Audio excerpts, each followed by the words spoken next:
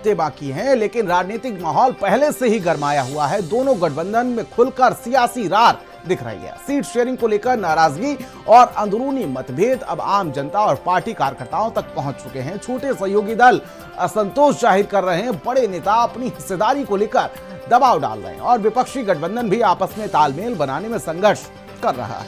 Report देखिए और समझिए कि आखिर पेच फंसा आखिर कहां है।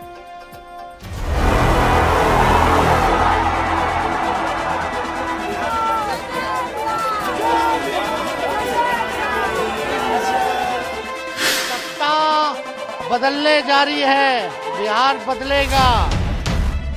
बिहार में बदलाव होना चाहिए कि नहीं होना चाहिए?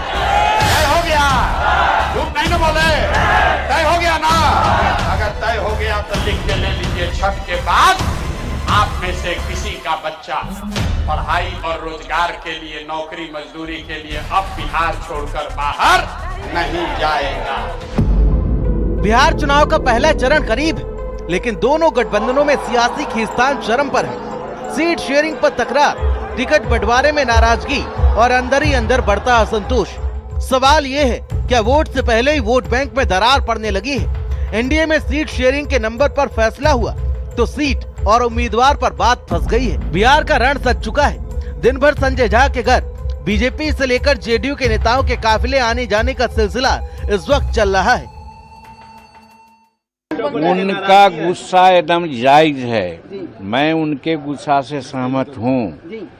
जब डिसीजन हो गया है तब फिर जदयू के सीट पर कोई दूसरा क्यों उनसे मूल दे रहा है, और हम उनसे सहमत होते हुए हम भी जो बोध गया से पर्टिकुलर नेता का जो सीट मिला है वहाँ, और मखदूमपुर से जो सीट मिला है वहाँ भी हम अपना लोगों को सिंबल दे रहे हैं। कहीं कोई नाराजगी नहीं है। ऑल इज बहुत ही खुशी की बात है कि एनडीए गठबंधन चट्टानी एकता के साथ आगे अपने चुनाव क्षेत्र में जाएगा।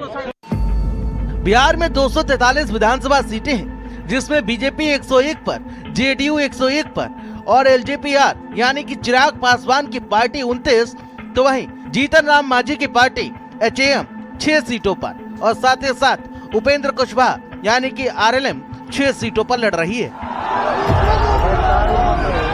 सीटों के नंबर पर भी कसक छोटे दलों में है, चाहे वो चिराग पासवान हो या मांझी हो या उपेंद्र कुशवाहा हो। यहाँ हमारी मांग 15 थी और उसके बाद वो लोग 6 दिए हैं। मन में दुख तो जरूर है, लेकिन हम एनडीए के जो निर्णय हुआ है उसके खिलाफत नहीं है, संतुष्ट हैं और जो मिला है उसी को लेकर के हम आगे बढ़ेंगे, काम करेंगे। जीतन राम मांझी के साथ साथ उपेंद्र कुशवाहा भी शेरों और नगमों के साथ साथ दर्द कहीं ना कहीं निकाल ही रहे हैं। उन्होंने फेसबुक पोस्ट पर लिखा, आज बादलों ने फिर साजिश की है, जहां मेरा घर था वहीं बारिश की है। अगर फलक को जिद है बिजलियां गिराने की, तो हमें भी जिद है वहीं पर आशियां बसाने की।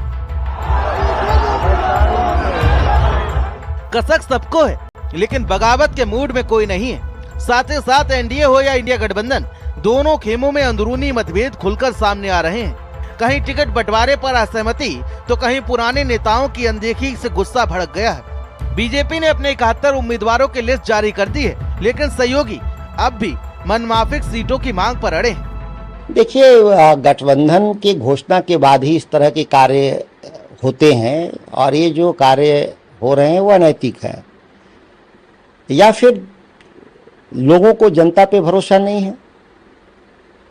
लेकिन कोई भी गठबंधन, एनडीए में भी वही हो रहा है, यूपीए में भी वही हो रहा है। अगर आपको लगता है कि सहमति है तो प्रेस कॉन्फ्रेंस में सीटों की संख्या, पहचान घोषित होनी चाहिए। बदलने जारी है। इंडिया गठबंधन में भी सब कुछ ठीक नहीं है। राजद और कांग्रेस की बीच सीट शेयरिंग पर ठन गई है। लेफ्ट दलों को हिस्सेदारी कम मिलने पर नाराजगी बढ़ी है। कई सीटों पर आपसी सहमति नहीं बन पाई है और वक्त अब हाथ से फिसल रहा है। बिहार का चुनाव गठबंधन की एकजुटता की परीक्षा बन गया है। जिन दलों ने एकता का दावा किया वो अब टिकट बंटवारे में बिखरते दिख रहे हैं। बीजेपी ने शुरुआती बढ़त ले ली है, जबकि विपक्ष अभी भी रणनीति के जाल में उलझा हुआ है। तो बिहार में चुनावी रण पूरी तरह से सज चुका है, लेकिन गठबंधन के खेमे अभी भी भीतर से बिखरे हैं। 3 हफ्ते बाद जब पहले चरण की वोटिंग होगी, तब पता चलेगा कि कौन सी पार्टी मिलकर लड़ रही है और कौन आपस में लड़कर हारेगी। स्पेशल डेस्क, भारत समाचार।